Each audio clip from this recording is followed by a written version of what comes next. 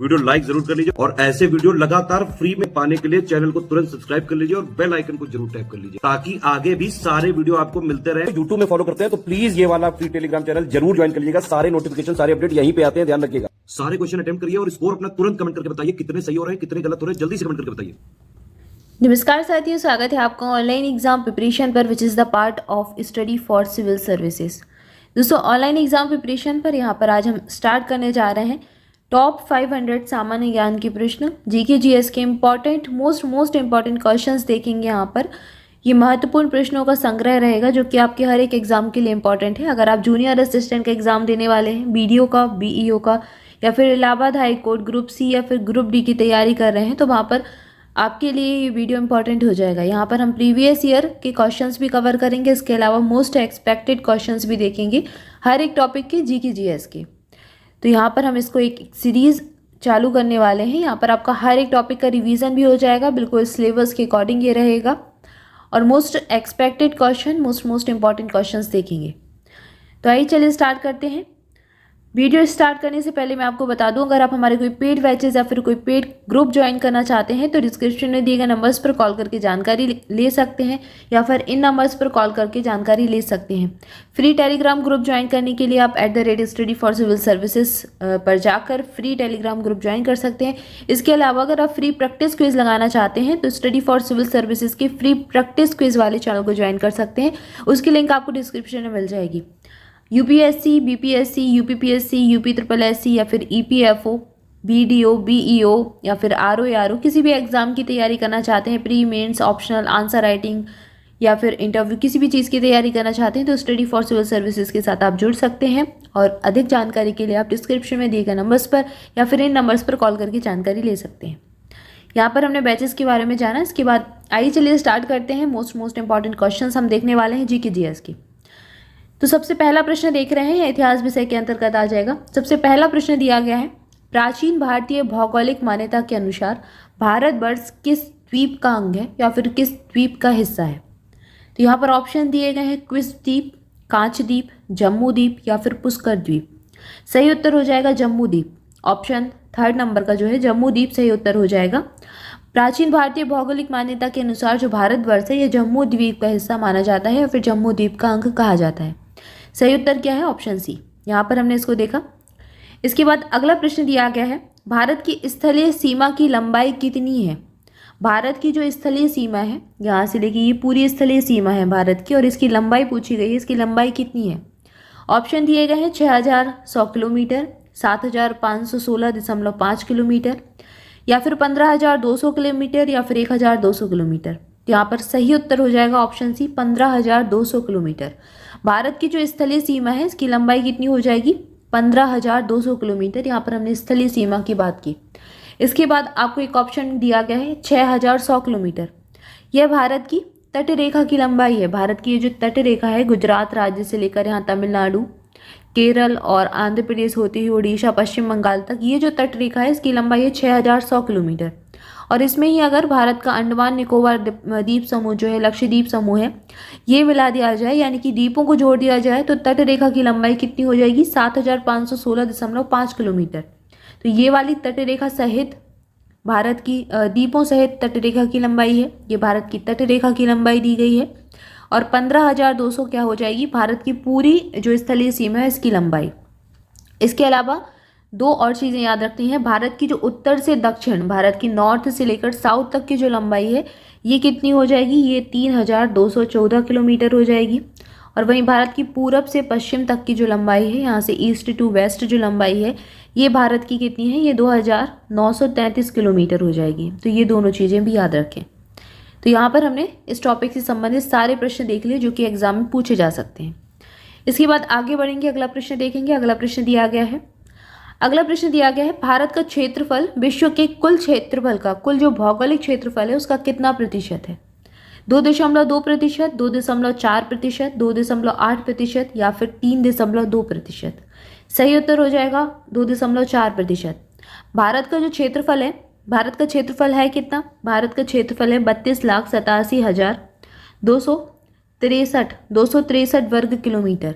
ये भारत का क्षेत्रफल है और यह जो क्षेत्रफल है यह पूरे विश्व के क्षेत्रफल का 2.4% है। ऑप्शन बी सही उत्तर हो जाएगा, 2.4%।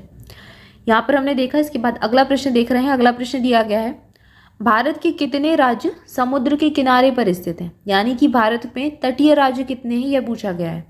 ऑप्शन दिए गए हैं 9, 7, 11 या फिर 13। सही उत्तर हो जाएगा ऑप्शन बी 9। भारत के तटीय राज्य कितने हैं? 9 हैं। और इसमें अगर केंद्र शासित प्रदेश मिला दिए जाएं, यानी कि यूटीज मिला दी जाएं, तो यह कितनी हो जाएंगी? 4। 9 + 4, 4 यूटीज हैं और 9 राज्य हैं जो कि भारत के तटीय राज्य हैं। तटीय राज्यों से संबंध क्या है? ऐसे राज्य जो कि समुद्र को छूते हैं, समुद्र के किनारे पर हैं, या फिर जिन राज्यों की सीमा समुद्र से लगती है, ये भारत के तटीय राज्य हैं। और ये राज्य 9 हैं। अब 9 में कौन कौन से हैं? सबसे पहले यहाँ पर गुजरात हो जाएगा, गुजरात हो जाएगा, फिर यहाँ पर महाराष्ट्र हो जाएगा, इसके अलावा गोवा हो जाएगा, यहाँ पर गोवा के बाद कर्नाटक हो जाएगा, फिर केरल हो जाएगा। तो गुजरात, महाराष्ट्र, गोवा, कर्नाटक और केरल 5 राज्य ये हो गए। अब यहाँ पर देखेंगे, यहाँ पर तमिलनाडु हो जाएगा, ये 6वां राज्य हो गया। फिर आंध्र प्रदेश आपको मिलेगा। आंध्र प्रदेश के बाद यहाँ पर उड़ीसा आप देख रहे हैं, उड़ीसा तटीय राज्य है। और फिर उड़ीसा के बाद यहाँ पर आप देखेंगे पश्चिम बंगाल। यह पश्चिम बंगाल जो है ये भारत का तटीय राज्य हो जाएगा। तो टोटल कितने हो गए? 9 राज्य हो गए जो कि तटीय राज्य हैं। इसके अलावा यूटीज़ में अगर देखेंगे तो यूटीज़ में पांडुचेरी या फिर पुडुचेरी हो जाएगा। और इसके अलावा लक्षद्वीप मिलेगा आपको, अंडमान मिलेगा और निकोबार। ये 4 केंद्र शासित प्रदेश हैं। ये कैसे हैं? ये तटीय सीमा है, इनकी जिनकी सीमा समुद्र से लगती है, जिनकी स्थलीय सीमा या फिर जिनकी जो समुद्र को छूते हैं उनको तटीय राज्य कहा जाता है। यहाँ पर हमने इसको देखा। इसके बाद इसका सही उत्तर क्या हो जाएगा? Option B 9।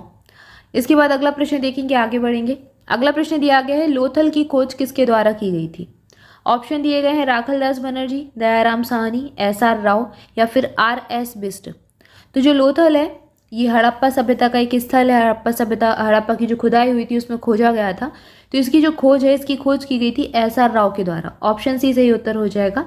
SR राव ने इसकी खोज की थी लोथल की, और यह 1954 में SR राव के द्वारा खोजा गया था।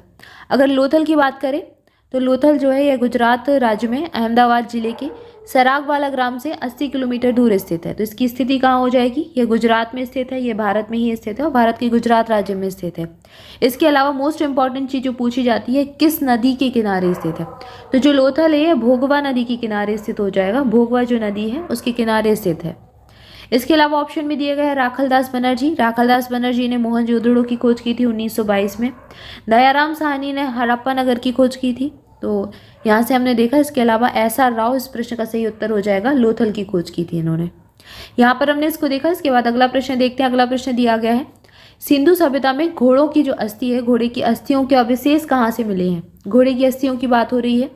ऑप्शन दिए गए हैं लोथल, सुरकोटदा या फिर बनवाली या फिर राखीगढ़ी। सही उत्तर हो जाएगा सुरकोटदा। सुरकोटदा से घोड़े की अस्थियों के अवशेष मिले हैं। इसके अलावा लोथल और मोहनजोदड़ो से घोड़े की मृण मूर्तियां मिली हैं, जो मिट्टी की मूर्तियां होती हैं वह मिली हैं। तो इस प्रश्न का सही उत्तर क्या हो जाएगा? Option B Surkotada. इसके बाद अगला प्रश्न देख रहे हैं। अगला प्रश्न दिया गया है, वैदिक देवता इंद्र किसके देवता हैं? हवा के, वर्षा के, पशुओं के या फिर अग्नि के? सही उत्तर हो जाएगा ऑप्शन बी वर्षा के। जो इंद्र हैं, इंद्र का ऋग्वेद में बहुत महत्व है और ऋग्वेद की एक प्रतापी देवता के रूप में इनको कहा जाता है। सबसे प्रतापी देवता ये कहे जाते हैं। इनको पुरंदर के नाम से भी जाना जाता है। पुरंदर यानी कि जो किलों को तोड़ता है, इनको कहा जाता है। और ऋग्वेद के कई सारे श्लोक इनको ही समर्पित हैं। और ये बादल के देवता माने जाते हैं, जो कि वर्षा कराते हैं। तो वर्षा और चक्रवात का देवता इनको माना जाता है, इंद्र को। इसके ऊपर पूरा एक वीडियो मैंने बनाया था जिसमें ऋग्वेदिक कालीन देवी देवताओं के बारे में बताया गया था, और उनसे संबंधित विषय, ऋग्वेद के जितने भी देवताओं का वर्णन है और उनसे संबंधित विषय कि कौन सा देवता किस संबंध से संबंधित है, किस विषय से संबंधित है, उसके ऊपर पूरा एक वीडियो है। अगर आपने नहीं देखा है तो आप चैनल पर जाकर देख सकते हो। उससे आपका ये पूरा टॉपिक कवर हो जाएगा और किसी भी तरीके का प्रश्न बनेगा वो आपसे बन जाएगा। और इस प्रश्न का सही उत्तर यहाँ पर हमने देखा, ऑप्शन बी सही उत्तर हो जाएगा, वर्षा के देवता है। इसके बाद अगला प्रश्न देख रहे हैं। अगला प्रश्न दिया गया है, ऋग्वेद में निहित गायत्री मंत्र किस देवता को समर्पित है? अग्नि, मारुत, इंद्र या फिर सावित्री? तो ऋग्वेद में गायत्री मंत्र का उल्लेख आता है और यह सावित्री को समर्पित है। इसका उल्लेख ऋग्वेद के तीसरे मंडल में किया गया है। ऋग्वेद में टोटल 10 मंडल हैं और 10 में से जो तीसरा मंडल है जिसकी रचना विश्वामित्र ने की है, विश्वामित्र के द्वारा इसकी रचना की गई है और इसमें ही गायत्री मंत्र का उल्लेख है जो कि सावित्री को समर्पित हो जाएगा। सही उत्तर हो जाएगा ऑप्शन डी। यहाँ पर हमने इसको देखा। इसके बाद अगला प्रश्न दिया गया है, विश्व मधुमेह दिवस कब मनाया जाता है। इंपॉर्टेंट डेज से प्रश्न पूछा गया है और ये कई बार एग्जाम में पूछा जाता है। 11 नवंबर, 14 नवंबर, 19 नवंबर या फिर 21 नवंबर। सही उत्तर हो जाएगा 14 नवंबर। 14 नवंबर को मनाते हैं diabetes day, world diabetes day, विश्व मधुमेह दिवस। इसके अलावा 14 नवंबर को ही बाल दिवस भी मनाया जाता है, आप सभी जानते होंगे। फिर यहाँ पर ऑप्शन में दिया गया है 11 नवंबर। 11 नवंबर को मनाते हैं शिक्षा दिवस। क्या मनाते हैं? राष्ट्रीय शिक्षा दिवस, नेशनल एजुकेशन डे मनाया जाता है 11 नवंबर को। इसके अलावा 19 नवंबर दिया गया, 19 नवंबर को मनाते हैं विश्व शौचालय दिवस। और 21 नवंबर को क्या मनाते हैं? 21 नवंबर को मनाते हैं विश्व टेलीविजन दिवस, विश्व टेलीविजन दिवस। तो यहाँ पर हमने सारे दिवस देख लिए। इसके अलावा इंपॉर्टेंट डेज से संबंधित एक पूरा वीडियो भी डला हुआ है, अगर आपको देखना है तो आप देखना चाहें तो उसको देख सकते हैं, आपको चैनल पर मिल जाएगा, वहाँ से आपको पूरा टॉपिक कवर हो जाएगा। इसके बाद हम अगला प्रश्न देखेंगे। अगला प्रश्न दिया गया, अफगानिस्तान की राजधानी क्या है। देश, राजधानी और मुद्रा, ये अपने आप में एक पूरा टॉपिक है यूपी SSC वीडियो के एग्जाम में भी, इसके अलावा जूनियर असिस्टेंट में भी और इलाहाबाद हाई कोर्ट के एग्जाम में भी। हर एक एग्जाम के लिए अलग से एक टॉपिक दिया गया है, देश, राजधानी और मुद्रा, सामान्य जागरूकता के अंतर्गत। तो वहाँ से इस प्रकार के प्रश्न पूछे ही जाने की बिल्कुल संभावना है। और यहाँ पर प्रश्न पूछा गया है, अफगानिस्तान की राजधानी क्या है।